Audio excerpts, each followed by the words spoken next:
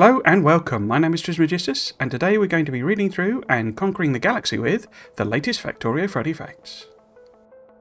Friday Facts 434, Galaxy of Fame. Posted by Clownon and Twinson. Hello, you may have noticed we launched Space Age earlier this week. Space Age reception. The reaction to the Space Age launch has rocketed past our wildest expectations. We had almost 100,000 concurrent players, and as of writing this post, we have passed 400,000 copies sold. Needless to say, from all of us here, thank you. Factorio would not be possible without the support of our fans and players. We are working hard to address all the feedback and issues you've reported to us on the forums, Reddit and Discord. So yeah, that's quite remarkable, to be honest with you. I mean, I don't know that it's unexpected, but I thought it might be worth having a look at the SteamDB charts, basically, to show the concurrent players, if you've not looked at these before. I was actually watching it, I don't know about live, but it's I was taking a peek and seeing what was going on the actual launch day at lunchtime, rather naughtily, because I was actually at work as well. So this is the SteamDB page. As you can see, the peak there, 91,801 was on launch day at 7 o'clock UTC, so the evening of release day. It's then done remarkably well in terms of kind of retaining that, so clearly it peaks when, you know, certain countries are online and playing sort of thing, so you're getting the same sort of pattern of release. But if you look at the peak yesterday, it was 89,636, so people are consistently playing and coming back to it, which is, you know, good news. That means they've done something right, so that people are interested in keeping going and not just buying it and, you know, finding it boring or what have you. So yeah, that's great. I would think, and I would encourage you, if you've got it, to play this weekend, or if you're going to buy it, you know, get on there this weekend, because this is obviously Monday, Tuesday, Wednesday, Thursday, and then I'm recording this on Friday. So the weekend is when you would typically expect more people to be playing, full stop. You know, that's just, you know, things work because more people are, you know, not working on the weekend. So yeah, so there's a very good chance that this will be exceeded over the weekend. So obviously one of the, you know, most obvious comparisons is to compare it to Satisfactory, which had its release not so long ago. I still haven't played it at all. You know, I've been so busy with, well, as you know, the Space Age. I got invited to the beta and the LAN party, and I've been in the beta, and October is just this insane month for me in terms of work and personal commitment. So yeah, I really haven't touched it. I played a couple of hours with my friend, basically, and that's it. But yes, so I'm not part of these numbers, but if you look at the Satisfactory numbers here, obviously it was a little while ago that it released, and it says there the 1.0 release date. The thing I would also note for Satisfactory in particular is that it was obviously on Epic for quite a long time before it came to Steam, and not everyone would have, you know, bought 2 copies of it, so their numbers might seem a little lower than you might expect, given, I mean, Satisfactory is a much bigger game. You know, the whole being in first person is just an instant, you know, boost to sales, to be honest with you, but it adds a lot of complexity, you know, for the development, which is a big part of why Factorio has always been that 2D game. But yes, so this is its release on the Tuesday, and it was actually on Sunday when it got its, like, max peak concurrence. That is obviously, say, double what Factorio currently has. But if you look, 104,677, that's not far off where Factorio was on that first release day. Now, theirs did increase as time went on, because as people became aware of it, they saw some streams. It got quite exploded, basically, on Twitch and stuff like that. So you'd have had a lot of new people, a lot of new audience, where I think Factorio is perhaps more, it's the core player base that's been, you know, buying the game, because it is, you know, an expansion. It's not a 1.0 release for the game. But yes, so if it can do anything like that, you know, get more sales and more people playing at the weekend, then we'll have to see where Factorio can get up to. I mean, the same also applies, you know, obviously Factorio is available on the Wooby website. Not everyone plays online on Steam, and there's, you know, GOG and stuff like that. So there will be more people have been playing it than this, but that applies, as I say, for sort of both of them, really. But yeah, I thought it might be an interesting comparison, that basically, if it does a similar sort of thing to Satisfactory and kind of has a secondary peak, shall we say, over the weekend, then we could get some really interesting numbers.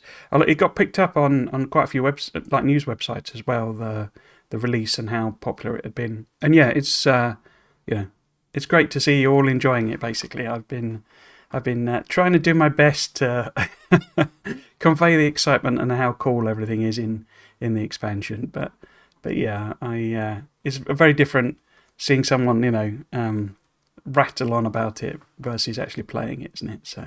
So yeah. Galaxy of Fame. This week, Kovarex, Lucas, and Vincennes finished off our last little surprise for Space Age, the Galaxy of Fame. And then got a screenshot of the Galaxy of Fame. It looks a bit random at the moment. I'll show you the actual one currently because it starts to emerge what it's showing you, but it just looks like a set of random stars at the moment. But it's essentially meant to be like a Milky Way type pattern to the stars, and that'll only really appear as more people kind of complete the game and get added to it. But yeah, so it's a bit random at the moment. When players finish Space Age and reach interstellar space, they will be invited to upload a snapshot of their game to the Galaxy of Fame. The next screenshot just shows that in action. I've not finished the game. I've not completed it, so I've not seen this in action. I believe that if you'd already completed it before they introduced this, then you could actually upload it as well. So some of the people on here, I think, are actually from the LAN party and have kind of uploaded their, when they'd, their saves from when they'd finished, sort of thing. So yeah, and it basically just gives you the option of giving it a title and some comments and basically uploading it here. Once uploaded, you can find your star in the Galaxy of Fame, where you can see details such as general map info, title, comment, time played, etc., chart view of planets and platforms, and an item, energy, and kill statistics. And it just shows the menu showing that. This happens to be Colonel Will, and you've got the platforms where it shows you little screenshots of the platforms. They're a bit sort of low res, basically, so don't expect to be kind of getting too much detail of them, although you can actually see all the icons, so if you wanted to kind of copy some of these platforms, you can do that. I believe this is screenshots for all of the platforms, so in other words, you click through these links on the side here, and it shows you the, different platforms and screen captures of them. As I say, I think they are just like, screen captures of like the map view, basically, so it's not a highly detailed thing. And then it just gives a whole load of stats on the save file, basically. You can browse around and see other people's factories and see how they work. You might notice that some of the maps look a bit suspicious. Well, at this time, we aren't blocking saves that use cheats, the commands, or the editor, as we don't want to be overly restrictive. But we will add some filtering options soon. There is only a single Galaxy of Fame entry per player account.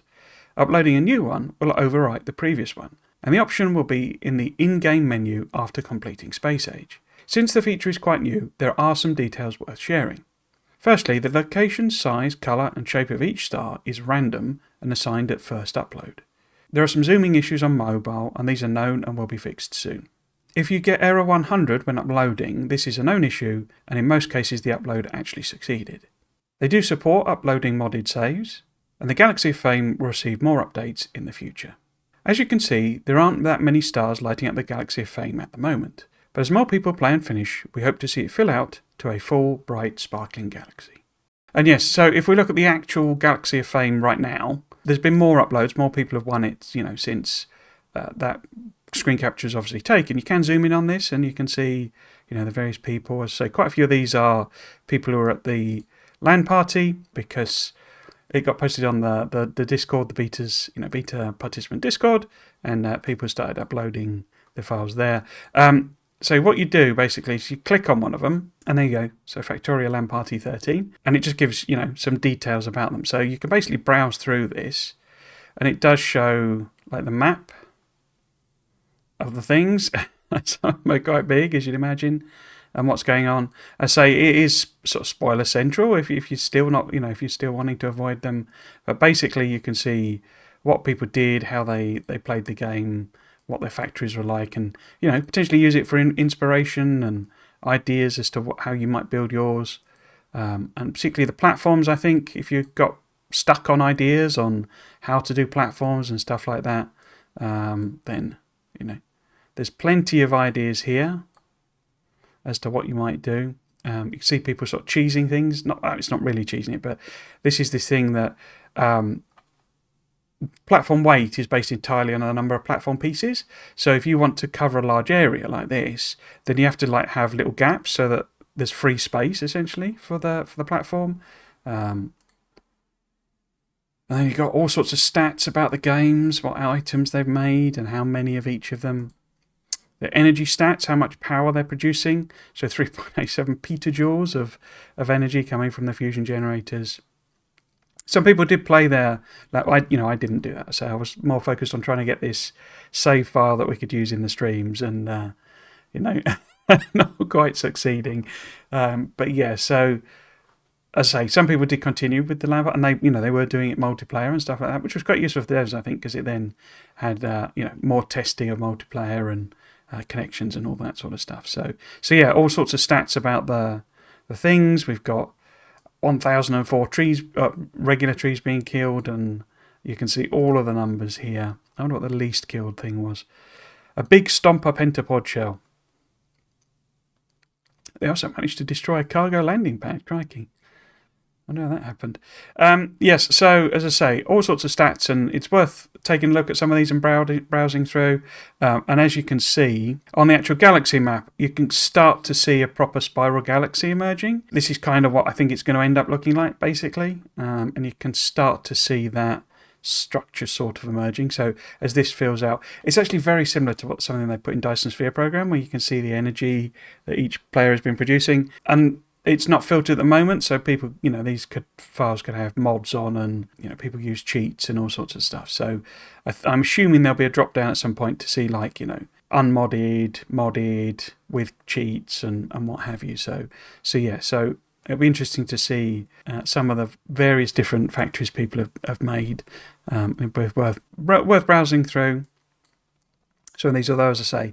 At the moment, at time recording, you won't see mine because I have not finished the game. I'm quite a long way for finishing the game, and there's Colonel Will's farm. So yeah, and I think people can re-upload them. So if you've done a better version, as it were, then you can kind of re-upload it. It's just the option becomes available once you've finished the game, once you've hit that interstellar distance from Nauvis, basically. So yes. Quite a cool, nice little feature, I think. Quite a nice addition. This was the one more thing, by the way. This was the, there's something extra coming to the release that no one's seen yet, or, the LAN party people aren't aware of. It wasn't, some people are speculating, maybe there'll be enemies on Fulgora or Aquila or something like that, but no, it's this galaxy map thing. Factorio 2.0 and Nintendo Switch. By Twinson. Since the Space Age launch on Monday, we've had a few questions about our plans regarding support for the Nintendo Switch platform. Factorio Space Age is not coming to Nintendo Switch. Space Age factories are much bigger compared to vanilla, as they span 5 planets. There's simply not enough RAM to fit them, and not enough CPU power to run all of it at 60 UPS. Not to mention all the new sprites that were added that will not fit in VRAM. Factorio 2.0 is coming to Nintendo Switch. I'm currently working on bringing the 2.0 free update to Switch and making sure it's optimised well enough. Since the release process on consoles takes a long time, I prefer to not give a conservative release date, and instead just release it as soon as possible, when it's ready. My estimate is that the update will come to Nintendo Switch in 1 to 2 months. Meanwhile, I recommend you finish your current playthrough if you are almost finishing your save game, as the 2.0 update comes with some updates to rails, fluids, recipes and technology that might break parts of your base. And on Switch, you will not be able to downgrade once you update. So I guess the other question is whether it might come to Switch too. Obviously, Nintendo are due to kind of announce what their new console is. They've said they're doing that, so that's not some speculation or industry secret or something like that, or a leak. They have been saying they're going to announce their next console, and all of the rumours are that it's basically an updated Switch. How updated, of course, is the question. Is it, because the Switch when it launched was a really low spec machine, and it was kind of a miracle that Factorio ran on it at all. So how updated will it be? How much more powerful will Switch 2 or whatever Nintendo's console be? And would they consider porting it to that? That might be an interesting thing for them to pick up as a little project. So as always, let us know what you think at the usual places. Before we get to the little bonus section, I guess the other question is what 2.1 might include. One of the things that has been mentioned and sort of talked about was the inclusion of basically allowing signal networks to interact with platforms and potentially across planets as well. I think that would be something I would want to see in 2.1. I suspect there might also be a little bit of balancing as well. Some of the things seem a little off whack. I don't know if it's just me, but biters seem sort of tamer on Nauvis. The save I'm using is obviously from pre 1.0, so maybe it's just some artifact of, some tweak they did, and it's sort of interacting in a weird way, and I'm just not getting biters being that aggressive. And it's really about the colonisation. They don't. I think I've had one colonisation try and attack my walls, because I ended up. I've walled myself in basically, because anticipation is I'll be off on other planets, and I just don't want to deal with clearing biters out. But I think I've had one attack on the walls, and I'm not entirely sure that wasn't triggered by pollution, because there's a little bit where the biters get hit by pollution. So I don't know. They don't seem to be attempting to colonise inside the base, and it seems very calm in a sense, and it's a bit strange. I don't know if that's just because I was a bit more cautious than I normally am about pollution, and I've not kind of done things at the scale I would normally do. My base is sort of a bit of been a trickle along level of science and stuff, because as I've explained many times, I got way behind and didn't manage to get that save to where it needed to be. So it wasn't thumping out pollution sort of thing. So maybe that's big part of the reason, where most bases I do just absolutely cover the map in pollution. So maybe that's a part of it. But I don't know, the biters seem a little more passive, and I don't know, maybe that's deliberate to give you a bit more of an easier time when you're off on other planets. But so it feels like something that maybe they should tweak back again, because it just feels too simple, really.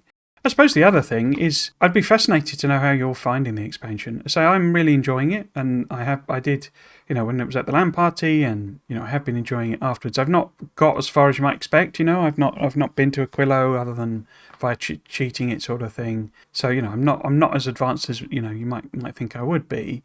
But I'd be fascinated to know how you're all finding it, in parallel with me, because I'm really enjoying it. I obviously streamed it on the Monday, Tuesday, Wednesday of the release this week.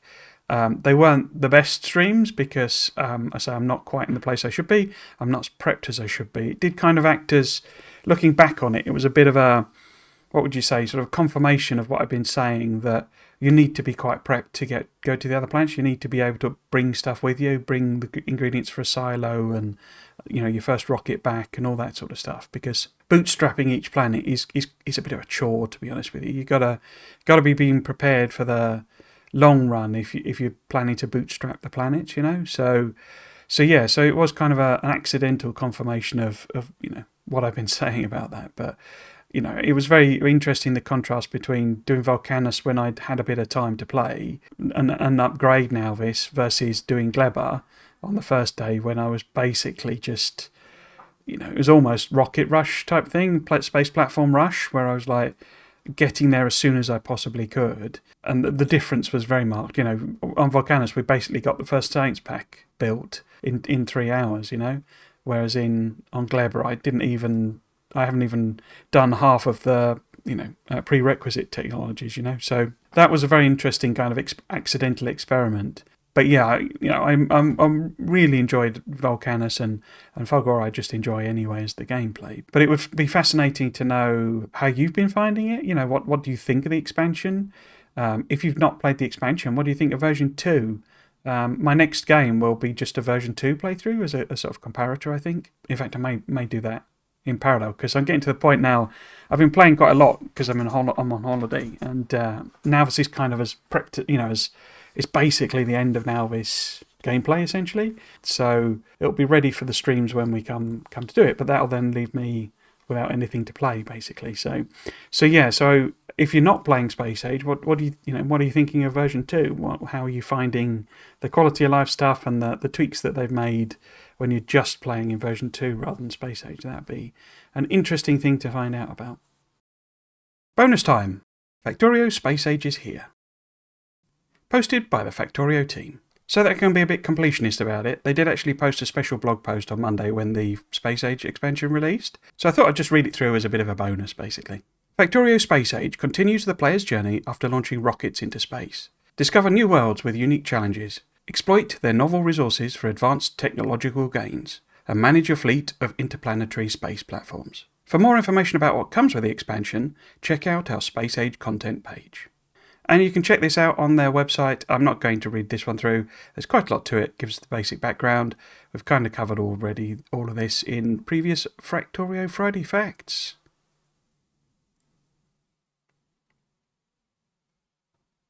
Space Age now available.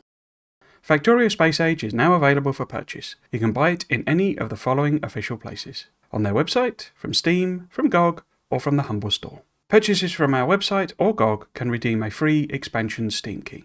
If you purchase on Steam, you can link your Steam ID to our website to access the non-Steam downloads.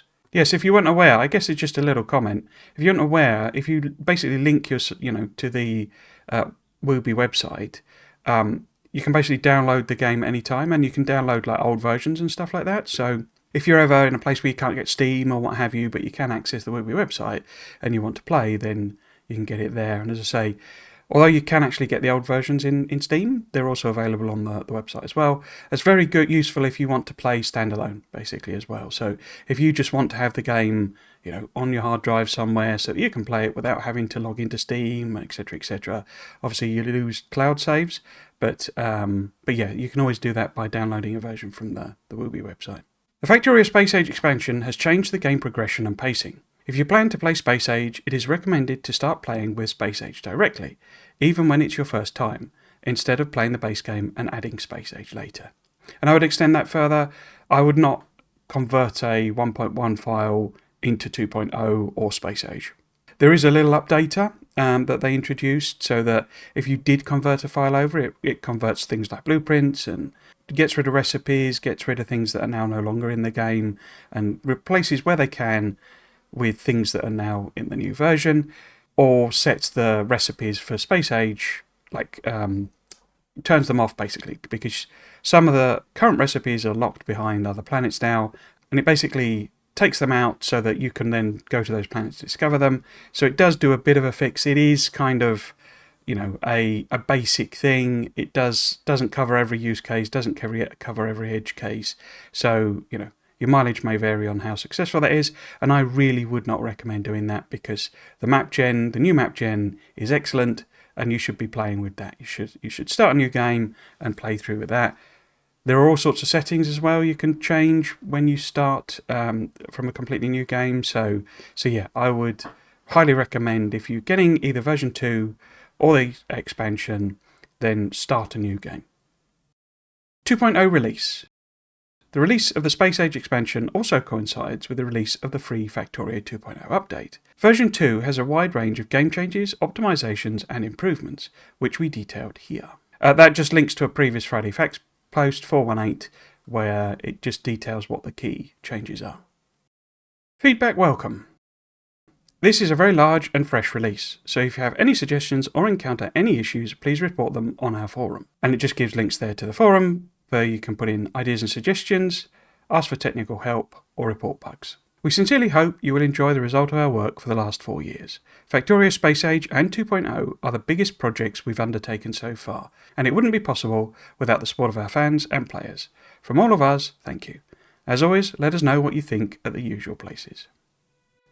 Hope you enjoyed today's Friday Facts video and might consider coming back for another one. If you'd like to chat about this or Space Age, you can find me live streaming Factorio every weekend on my Twitch channel and YouTube channel. Thanks for watching. Cheers.